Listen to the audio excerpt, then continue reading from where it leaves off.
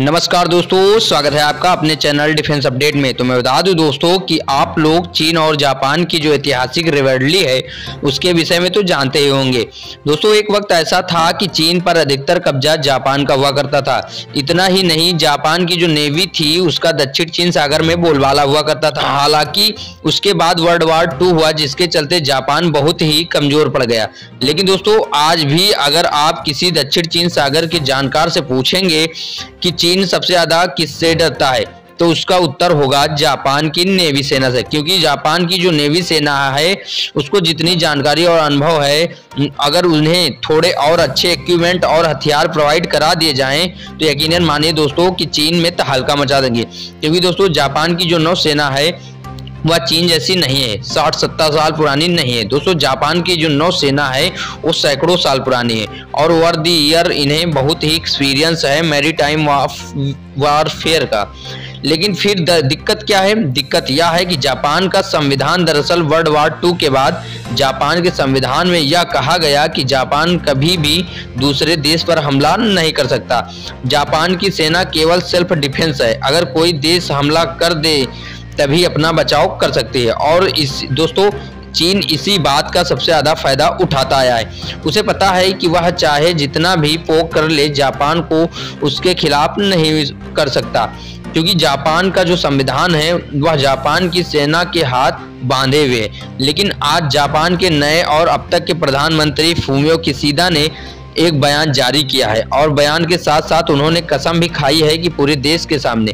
दरअसल किशिदा ने इससे पहले जापान के लोगों को संबोधित करते हुए कहा कि यह मेरी जो पहली प्रायोरिटी है वह तीनों सेनाओं को मजबूत करना है। दरअसल दोस्तों, अब तक जापान अपनी सेनाओं को मजबूत इसलिए नहीं कर पा रहा था क्योंकि जापान के संविधान में जो तीनों सेनाओं का बजट है वह $50 बिलियन से ज्यादा नहीं हो सकता था।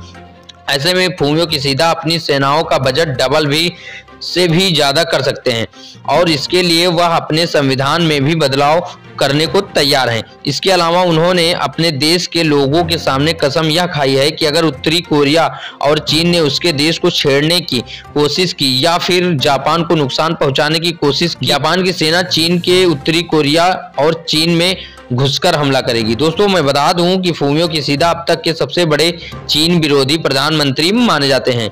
हाल ही में जब यह चुनाव प्रचार कर रहे थे तब यह पीएम नहीं बने थे।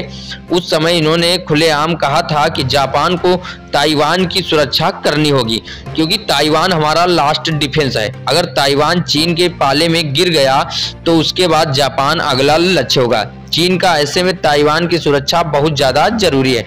अगर दोस्तों जरूरत पड़े तो इसके लिए हमें चीन से भी युद्ध करने से पीछे नहीं हटना चाहिए।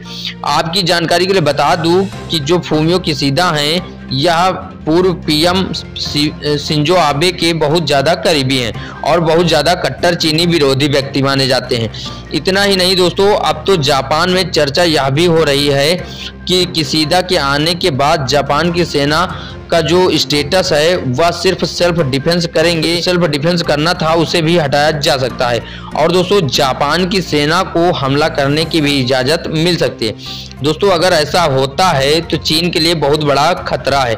दोस्तों, इस पर आपकी क्या राय है? कमेंट बॉक्स में कमेंट कर जरूर बताएं। एक छोटी सी रिक्वेस्ट है कि अगर आप हमारे चैनल पर पहली बार आए हैं तो नीचे दिए गए रेड बटन को दबाकर चैनल को फटाफट सब्सक्राइब कर लीजिए और बेल आइकन को प्रेस कर लीजिए ताकि हमारे द्वारा अपलोड वीडियो सबसे पहले आप तक पहुंचे। दोस्तों, जय हिंद दोस्तों, जय हिंद भारत दोस्तों। मिलता हूं अगले वीडियो के साथ।